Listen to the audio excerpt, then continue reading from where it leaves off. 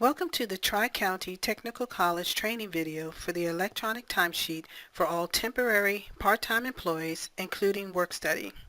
In this video, you will learn how to enter your time daily and submit it to your supervisor for approval so that you will be paid correctly on the next payday. You will need to go to the TCTC website to access your ETC account. At this point, you will need your username and password to log in. Once you have your username and password, enter it into the ETC link. This will open the web page on the ETC portal. To access the electronic timesheet, click on the Employee tab. In the About Me section, click on the Temporary Timesheet link. Once you click on the link, you will be prompted to open the portal by clicking on the Click to Launch Application button. The timesheet will open to the summary page of the timesheet. If this page does not appear for you, it may mean that you do not have an active contract necessary to begin work. Please contact your supervisor immediately. Once the page does open, you will see your last 8 weeks of time entry listed by the first day of the pay week, which is Monday. The work week is from Monday to Sunday. The pay period runs from the 16th of the previous month to the 15th of the current month, with the pay date being the last working day of the month. This screen will show the number of hours submitted and the weekly status of each of your time entries. If you have any week of time other than the current week that is not marked in approved status, please contact your supervisor immediately to approve the week as soon as possible so that you will be paid correctly.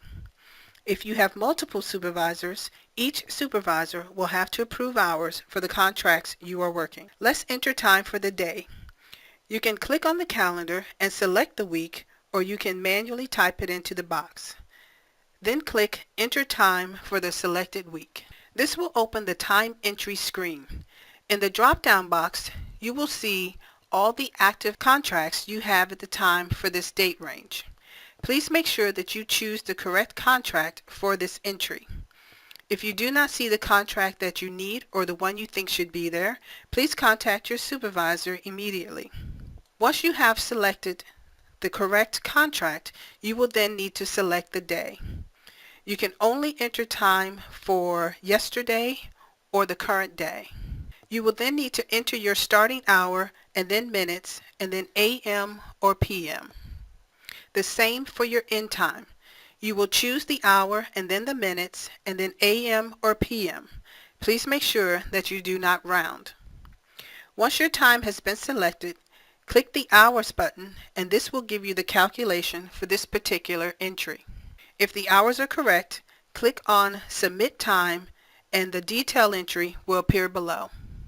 For anything other than a 15-minute break, you must clock in and out. Should you need to delete an entry made in error, click on the trash can icon next to the entry. This prompt will ask you if you are sure you want to delete. If yes, click OK. If not, click Cancel. This will remove the entry from your detail as well as total hours. Once you have entered all time, click on the Return to Summary page, and this will return you to the summary of what you have submitted thus far.